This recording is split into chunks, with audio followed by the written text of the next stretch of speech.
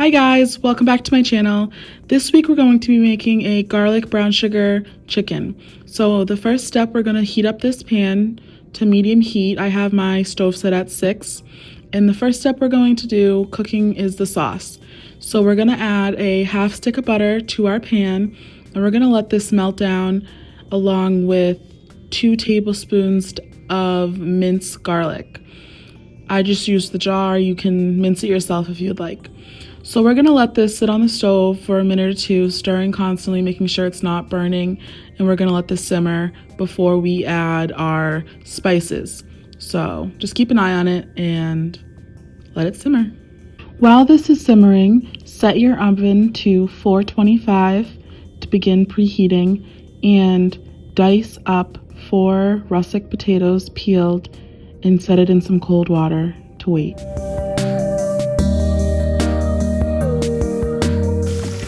Pinch of thyme, just a little bit. We're going to add some salt-free stash.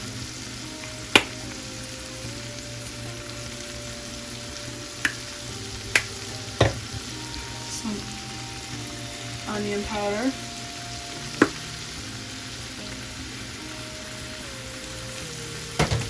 A little stir, make sure nothing's burning.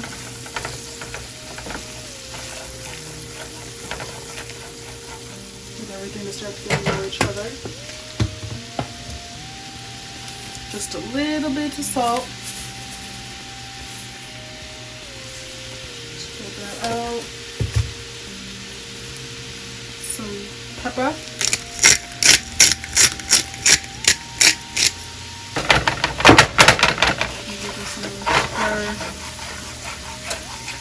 Turn it down a little bit.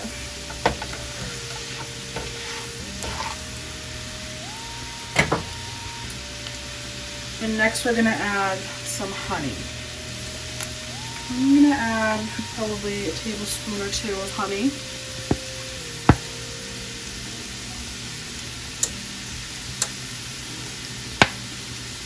About that much. I call this chicken a sweet chicken because it's definitely sweet. We're going to add about 1/4 of a cup, maybe even half a cup of brown sugar. This is going to become our glaze. That's going to be poured on top of our chicken thighs, or you can use breasts. I've used both. We just have some boneless thighs in the house right now, so we're going to use the thighs. And we're going to let this all melt and get to know each other. Here I'm just whisking the sauce to make sure everything's getting combined and the fats aren't separating. And we're gonna let this thicken up now. I have this on 4 heat, and you want to be able to run your spoon like that clean. And see how slow it gets back together? Now that our sauce is starting to combine, you can see that it has changed in colors and in texture. We're going just to continue mixing this so it doesn't burn or get stuck to the bottom of the pan. Here we have 4 chicken breasts that are sitting in some tin foil with a sprayed bottom, and we're going to pour this delicious sauce on top of them to let them bathe in it. I'm gonna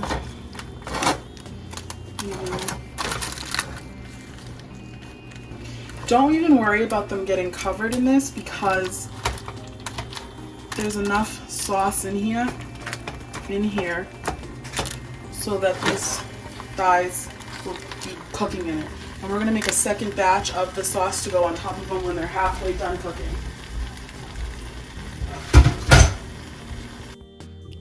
Now we are going to cover our chicken in some tin foil so that it can all, the heat can stay inside and your chicken can marinate almost and cook in that sauce. And then we're gonna start our potatoes. You're gonna grab a big pot and you're gonna pour in your potatoes, and I put fresh water in that bowl with the potatoes, and you're gonna want as much water so that your potatoes are covered. Make sure you salt your water, and you want to I have my oven on high heat so that it can boil, and I don't show this here, but I also add a bag of cauliflower rice because it's just easier. You don't taste the cauliflower rice in it. It's something you should definitely try.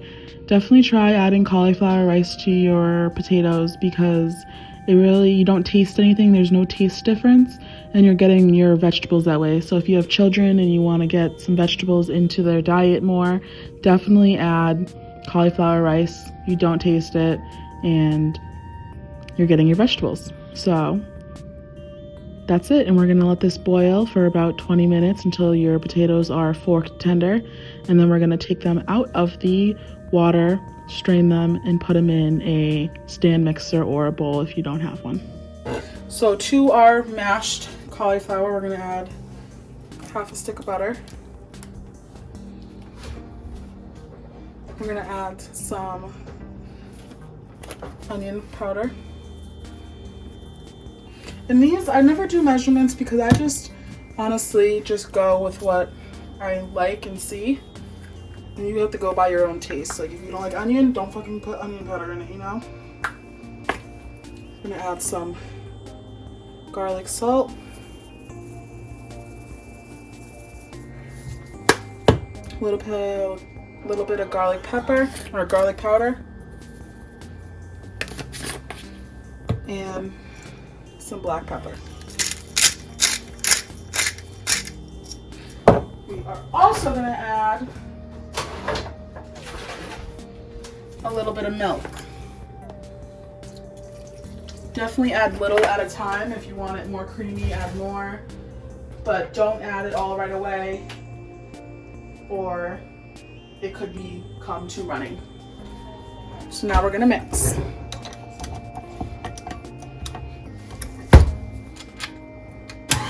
So I have my whisk attachment on, and we're just gonna whip these potatoes so that they're all smooth and there's no chunks left, and make sure you just scrape down your sides to make sure everything's getting creamed and smooth.